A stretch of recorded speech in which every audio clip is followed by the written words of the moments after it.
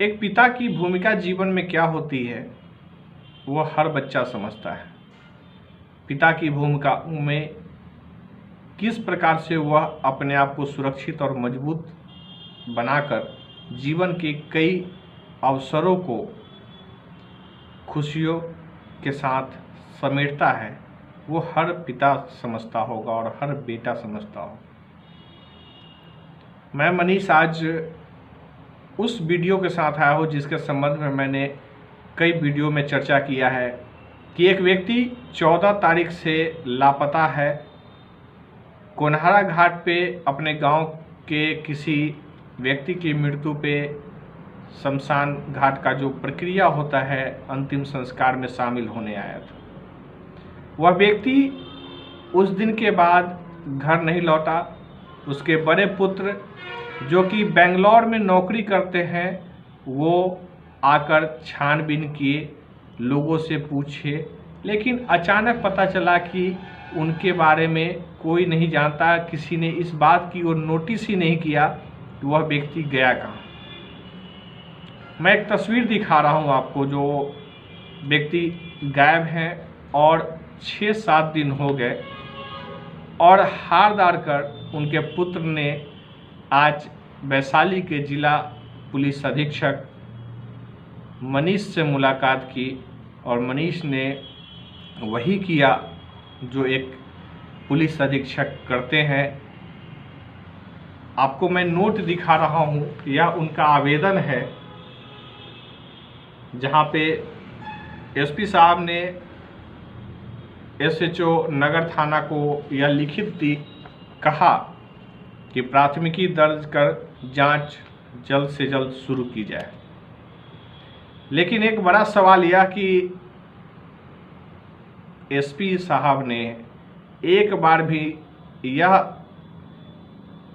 कोशिश नहीं की, यह प्रयास नहीं किया कि भगवानपुर थाना और नगर थाना अध्यक्ष से पूछे कि पिछले 7 दिनों से आप इस लड़के को दौरा क्यों रहे हैं और अब तक इसकी प्राथमिकी दर्ज क्यों नहीं। यह जरूरत ही नहीं समझे कि पुलिसिंग व्यवस्था का एक बेहतरीन नमूना पेश करते हुए वैशाली एसपी ने जो भी किया, अब आगे क्या होगा नहीं होगा यह तो कोई नहीं जानता। लेकिन पिछले 7 दिनों से एक पिता की खोज में पुत्र हाजीपुर नगर थाना से लेकर जो आदर्श नगर थाना है वहाँ से लेकर भगवानपुर थाने के बीच दिन में 2 से 4 बार चक्कर ही लगाते रह गए। आवेदन देकर, रिक्वेस्ट कर, रो कर, धोकर, हर प्रयासों से वो थक कर जब 2 दिन पहले मुझसे संपर्क किया किसी के माध्यम से, मैंने 2-3 वीडियो बनाया इस पे और आपके बीच रखा भी।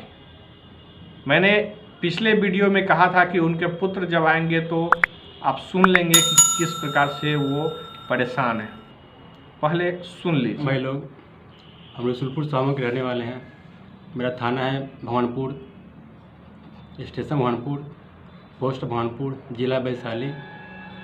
जो कि मेरा पापा जी सुबह में घर से 8 बजे निकले थे कोनहारा घाट के लिए भगवानपुर से, जो कि अब तक घर नहीं आए हैं।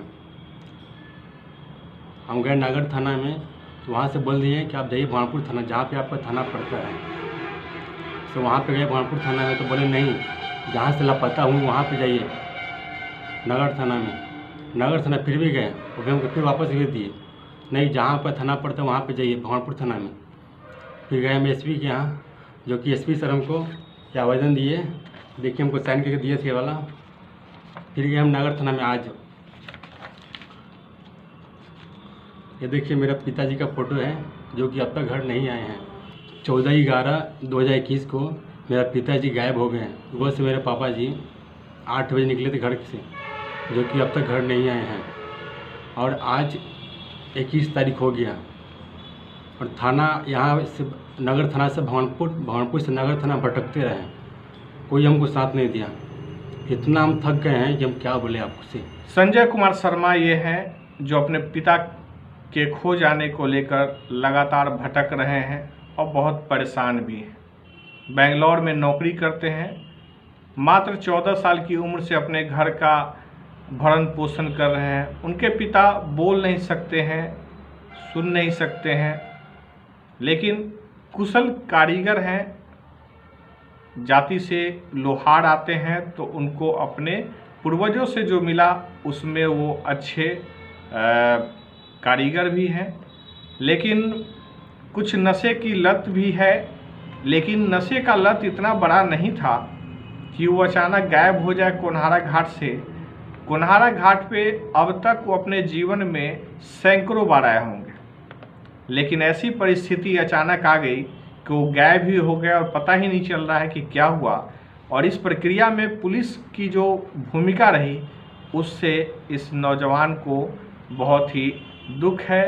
वह पूछ रहा था मुझसे कई दिनों से कि सर ऐसी व्यवस्था क्यों है, हमारे लिए जो पुलिसिंग सिस्टम बनी हुई है, जो पैसा लेते हैं वो हमारी बात क्यों नहीं सुनते। सर हम मेहनत करते हैं, मजदूरी करते हैं, पढ़े लिखे नहीं हैं, फिर भी मानवता समझते हैं, इंसानियत समझते हैं, हमें रोज़ रोज़ भटकाया जाता है, दौड़ाया जाता है, आखिर क्यों। मैंने तब उन्हें कहा था कि आप एक बार वैशाली के पुलिस अधीक्षक से मिल लीजिए, और वही काम आज उन्होंने किया। पुलिस अधीक्षक से मिले और सीधे मेरे कार्यालय में आए और अपनी कुछ बातें रखी। बहुत हिम्मत नहीं कर पा रहे थे अपनी बातों को रखने का, क्योंकि बहुत टूट चुके हैं। सिस्टम आज लगातार इस बात को लेकर कि पुलिस कितना भयावह स्थिति पैदा करके समाज में रखी है, उसका यह एक भयावह तस्वीर आपके सामने मैंने रखा है।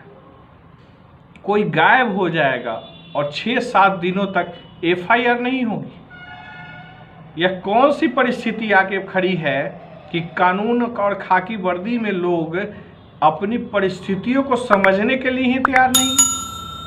थाना प्रभारी जो नौकरी करने आए हैं, एक नौकरशाही का एक व्यवस्थित स्ट्रक्चर के वो नौकर हैं भारत सरकार, बिहार सरकार के। वह व्यक्ति जो कि राज्य वासियों के पैसे मानवता के लिए वो खड़े होने के लिए उन्हें नौकरी दी गई है, वो उनके लिए ही काम करने से कतराते हैं। क्यों?